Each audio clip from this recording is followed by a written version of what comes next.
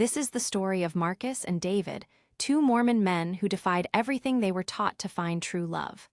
Marcus grew up in Salt Lake City, the perfect Mormon son.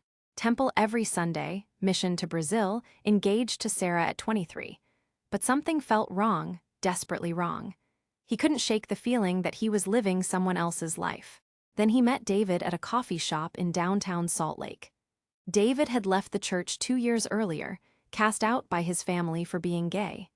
Their eyes met across the crowded cafe, and Marcus felt something he'd never experienced before, pure electric connection. They started meeting secretly, just as friends Marcus told himself.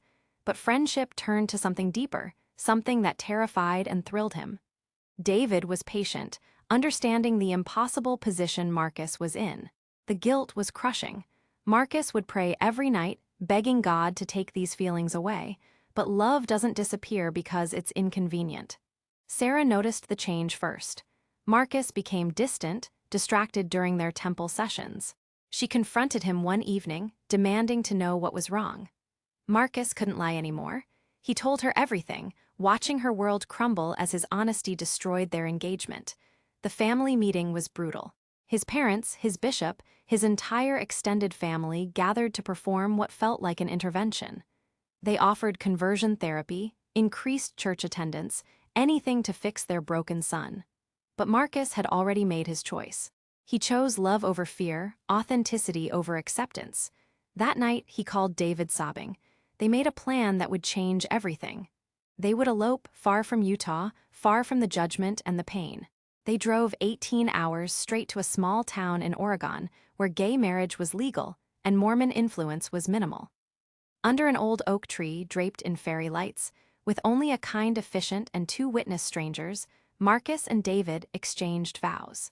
Marcus spoke first, his voice shaking but determined. "I choose you over everything I was taught to want.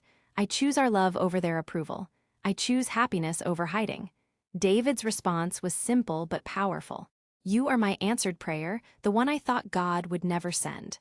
The ceremony lasted 15 minutes but felt like a lifetime. They were no longer hiding, no longer ashamed, no longer afraid. They were married, legally and spiritually, in the eyes of love itself. The fallout was immediate and devastating.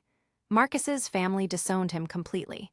His name was removed from family photos, his childhood bedroom converted to storage. The church excommunicated him officially, but something unexpected happened. Marcus received messages from other young Mormon men, struggling with the same feelings, the same impossible choices. His story gave them hope that love could win.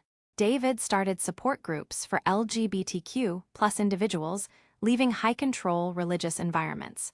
Their courage created ripples of change in their community.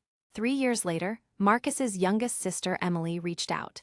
She'd been struggling with her own faith and watching her brother's happiness from afar. The reunion was emotional but healing. Emily became their first family member to fully accept their marriage. Today, Marcus and David run a nonprofit helping LGBTQ+ youth navigate religious trauma. They've been married for 7 years now, living proof that love conquers fear. Their wedding photo still hangs in their living room, fairy lights and all, reminding them daily of the courage it took to choose love. Sometimes the most radical act is simply being yourself, even when the world tells you that's not enough. Marcus and David's story proves that authentic love is always worth fighting for, no matter the cost.